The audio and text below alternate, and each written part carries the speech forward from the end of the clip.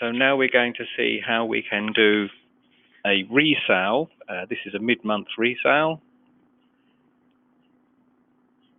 So what we need to do is to go to the contract, the running contract that is up and running already. This client was called Even Better. There we are. So this is running. It has already been invoiced for February, as we'd expect, so the middle of February. And the next invoice due for the existing contractor would be the 1st of March, but unfortunately things aren't working out. So we need to change contractor. So we're going to go to Edit.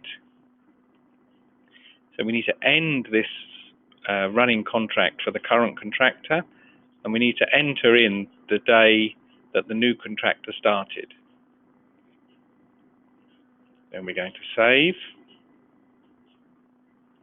And now a rare event, when we actually click the Generate Invoice button, we need to do that in these circumstances to force the regeneration of all the invoice logic. So we have a choice. Is this a termination or is it a resale?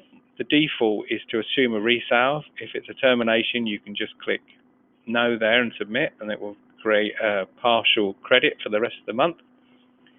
So we're actually going to resell this to Dolphin Cleaning, and we're going to click Submit. Now, a lot of work is going on in the background. Let's just look at the contract first before we look at that invoice. So when we started here, there were actually 2 invoices only so far on the system for the original contract. And now we can see that we have a credit note in draft for the client in the old contractor's name, as you'd expect. No VAT, as this contractor, Moffat, is not VAT registered.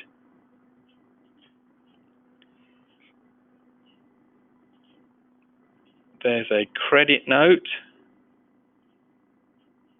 for the contractor fees for the part month.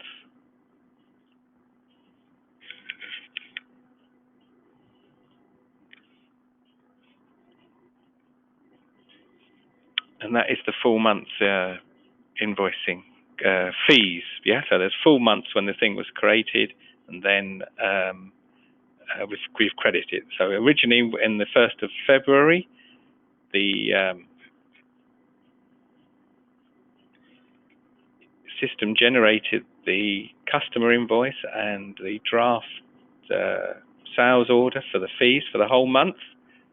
But now we've allowed a refund of some of these things. If you don't want to refund any fees, or you want to refund fewer fees, then we can just edit this, make whatever changes you need here, and save it again. There's no need to validate it because at the end of the month it will pick these all up and it will appear on the previous original contractor's paperwork. This client now has a history of 2 contracts. This is the original one we've just come from. This is the new one in the new contractor's name. It is already set that it's on the 1st of March, it's going to invoice the full amount. This contractor is VAT registered, and it is correctly showing the VAT for Dolphin and VAT there.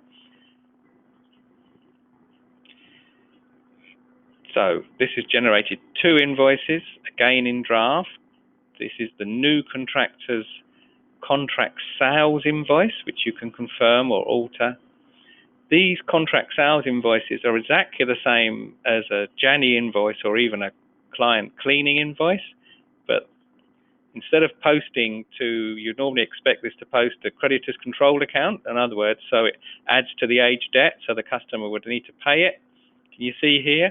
It's posted directly to 1300 contractor loans, yeah, and goes to via the contract sales journal. So this does not add on to the debt. It will not appear as a debt that the contractor owes us cash for. It has gone to his loan account. And when we do the loan processing, then we can see how much he he owes us in the normal way for the end of month billing, etc. So this is now running.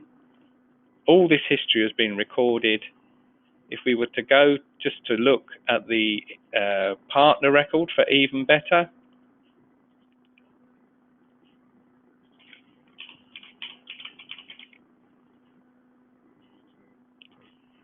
yeah, he's had two contracts. There they are. They're both one running, one not running. You see over here, expired and running. And that's the confirmed invoice. Obviously, when we confirm the other invoices, they will all appear here with the credits and everything.